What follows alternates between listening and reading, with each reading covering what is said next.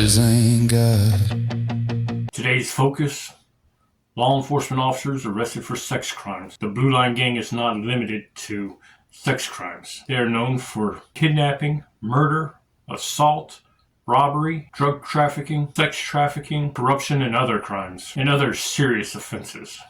We're not talking about the little crimes, which they do too. I'm talking about the serious ones that hurt people. The Blue Line Gang is a vicious gang. They say Tren de Agua is the worst gang, the most violent gang in the United States.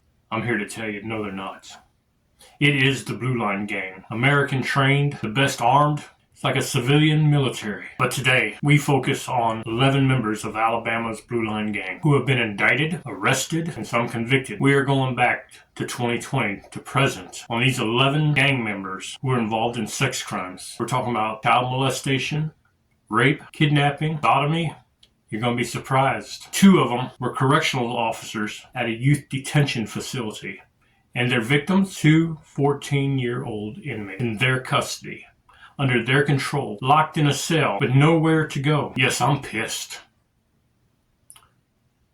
I want to see these bastards go away for the rest of their life. Actually, I'd rather see something else, but I can't say that on video.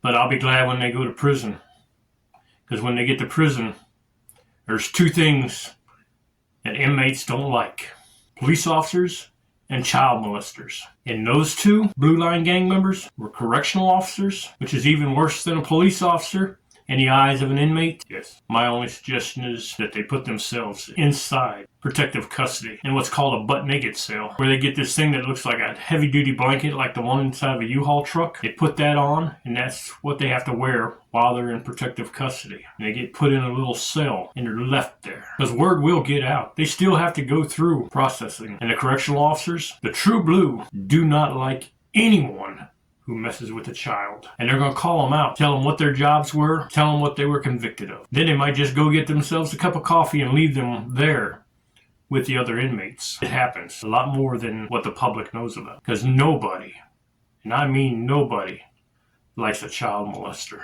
I don't care if you're a citizen, a civilian, military, but you commit a sex crime against a child, and you're fair game in the prison system. Karma has a way of getting around. Now, these 11 members of the Blue Line Gang do not represent all the Blue Line Gang members.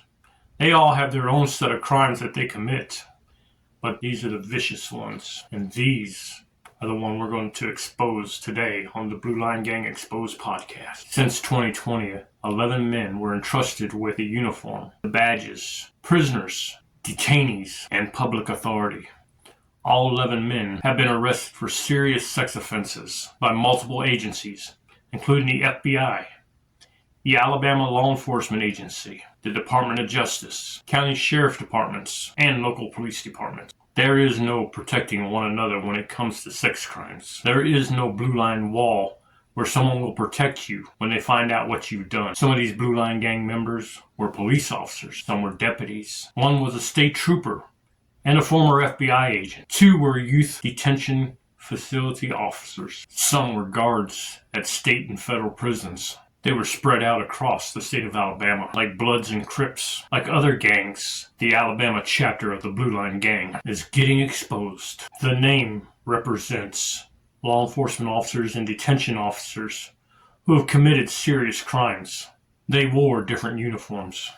They answered to different commanders, and their alleged crimes happened in different communities throughout Alabama.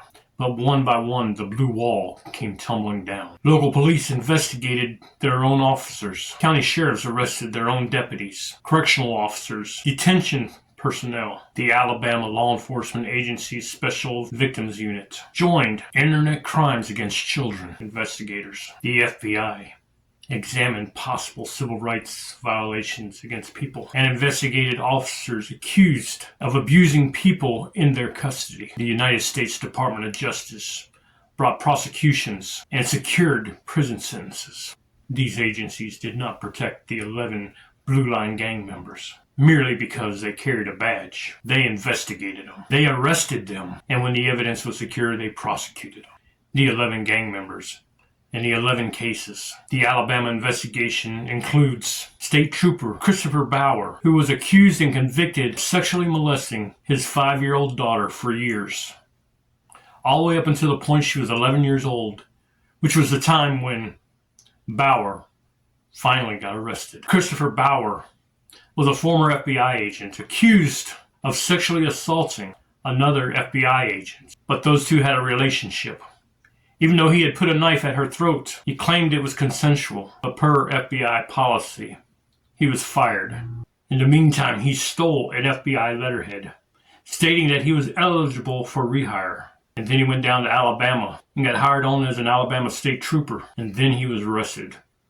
His daughter. Bauer was convicted of first-degree sodomy on a 5-year-old child and repeated for a child under the age of 12.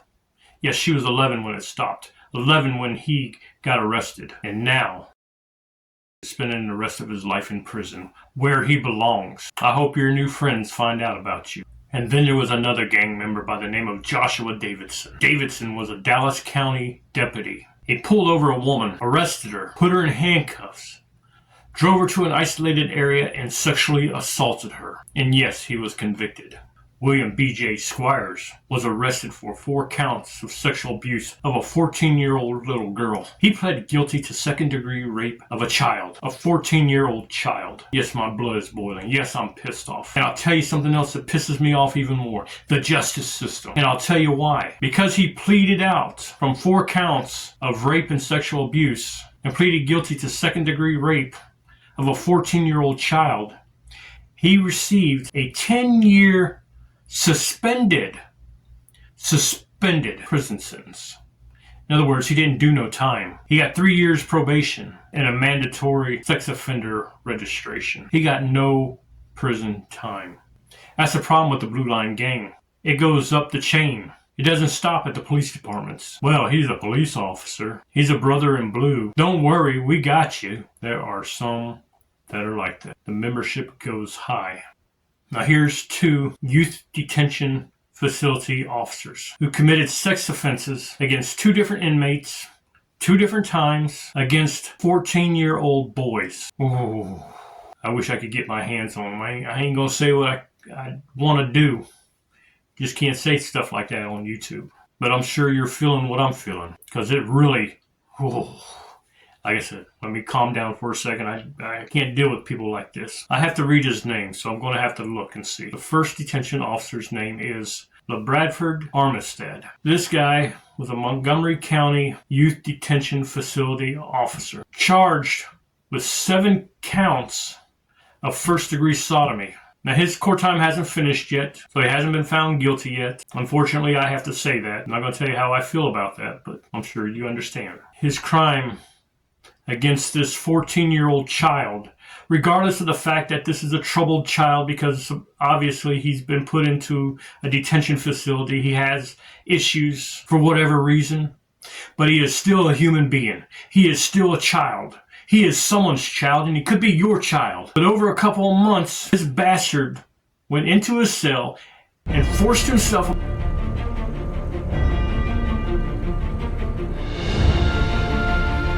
Forcible? Yeah.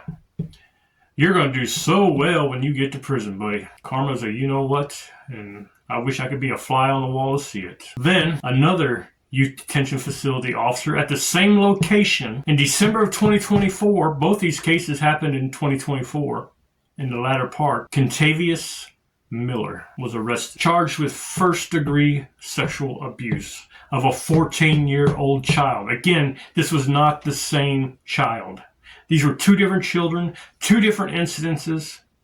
What the hell is going on in Montgomery County? You know, it's bad enough that we got these idiots out there committing sex crimes against adults, women, looking at porn, child porn, but raping a 14-year-old child. Whew, I'm starting to sweat already. I'm getting pissed, and I'm sorry, people. I can't help it.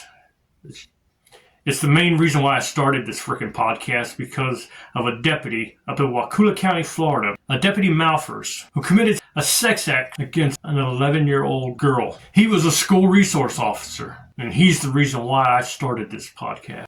Now here's another correctional officer at a woman's prison, sergeant, a supervisor, a person in control of other correctional officers. Leave the room for a minute. Go get lunch. I got you covered. I'll watch the cameras. I'll watch the inmates. I'll watch the women. The Sergeant LaQuinton Brantley is accused of sexually assaulting a female inmate. I got the power.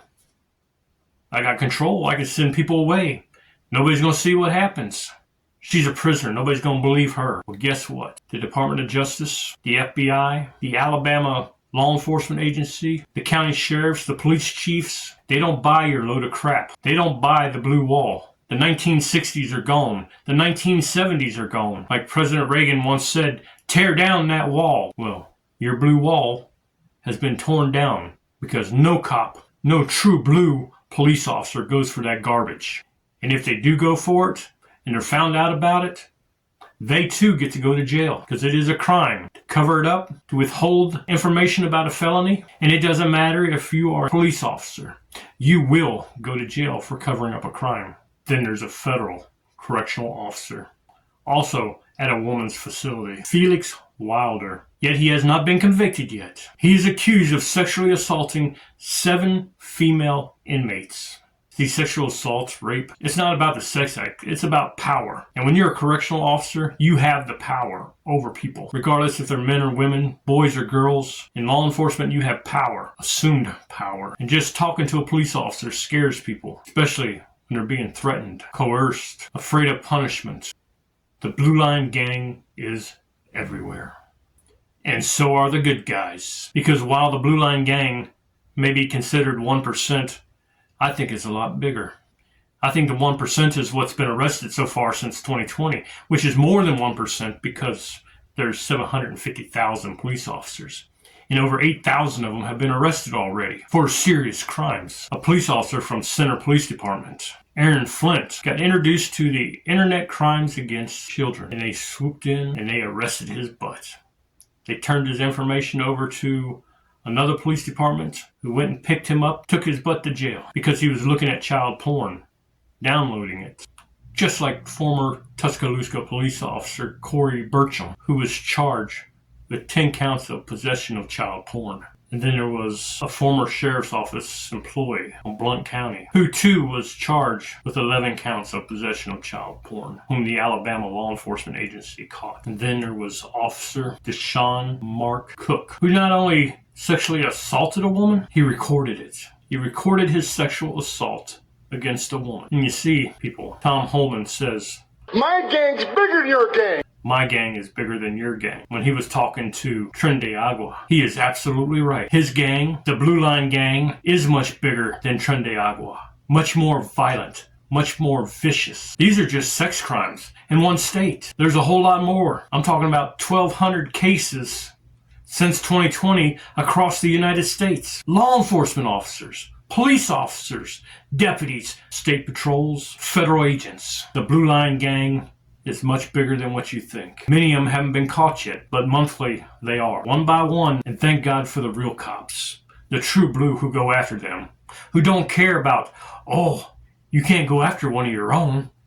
Bullshit. I tell you right now, they don't like these offenders because one bad cop makes a whole bunch look bad. And people have the mentality of what the Bible says. The fruit of a poisonous tree makes the whole tree bad. That is not the case with law enforcement. That does not mean that all law enforcement officers are bad, because they're not. There are a lot of damn good police officers out there working hard to protect their community and going after these criminals with badges. My name is Taylor, and I am a former law enforcement officer. I have worked at both the federal and state levels of law enforcement as well as the public defender's office. I have seen the corruption on so many different levels, which is another reason why I started this podcast, to expose the Blue Line Gang.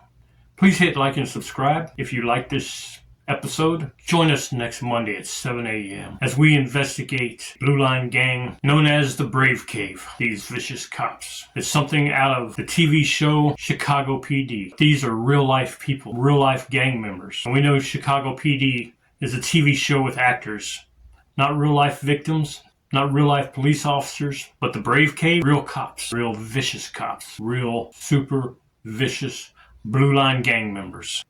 Join us next Monday at 7 a.m. to catch it all. Badges ain't God. Badges ain't God. Badges ain't God. Badges ain't God. The songs for the snakes in the uniform. Twist twisting the truth like a back road storm.